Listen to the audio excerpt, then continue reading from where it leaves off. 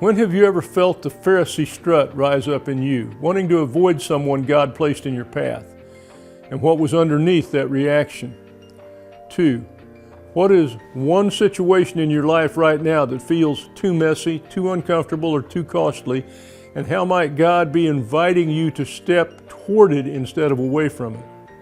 3, how does seeing yourself as someone who once held out a filthy hand to God change the way you view the people who stretch their hands out toward you today?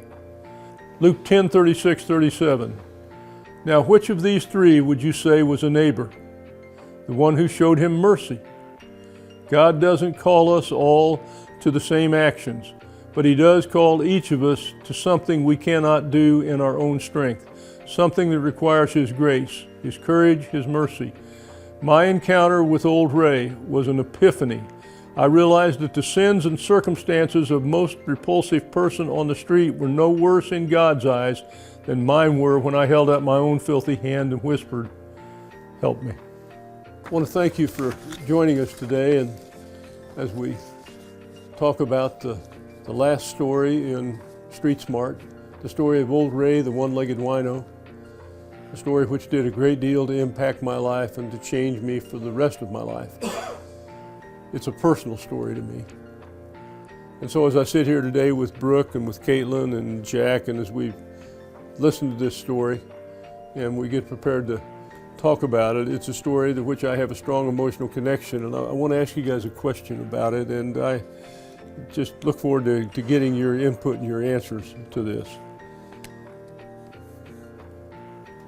How does seeing yourself as someone who once held a filthy hand out to God and said, "Help me,"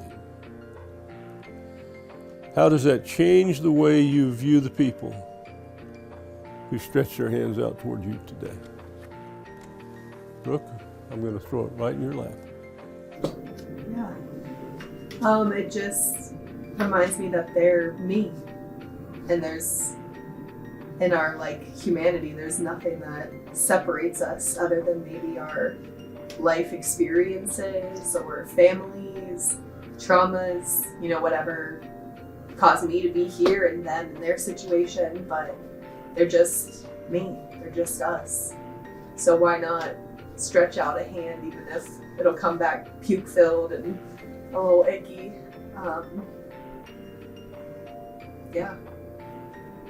It's just me. That was me. And I'm just really struck by that.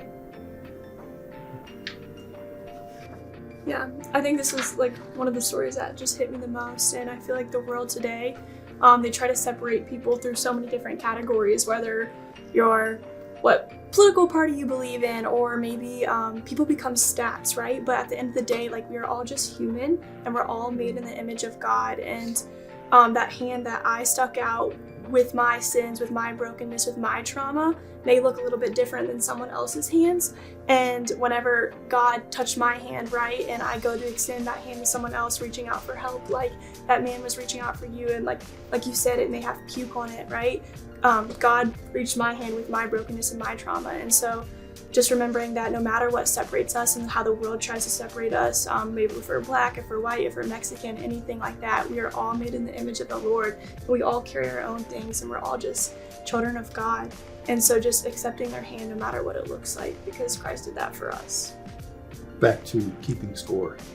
We talked about previously about keeping score, and this is another good example, because we wash our hands physically and we look all prim and proper and we got nice clothes on. That doesn't wash away my sins. It might wash away the dirt on my hand, but that's the ugliness of sin is simply separation from God. And when we keep score, we think, well, they did that. I didn't. At least I didn't do that. Come on, God. So understanding, God doesn't see it that way. Any sin separates us in our relationship with Him. So all sins break His heart. All sins.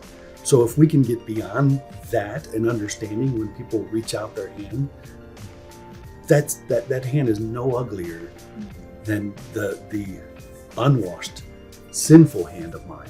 So I second and third that. I love that story. Yeah. That and by no means am I going to be perfect. I will try to understand that I've got to be worthy and take somebody's hand, even though it's puke filled.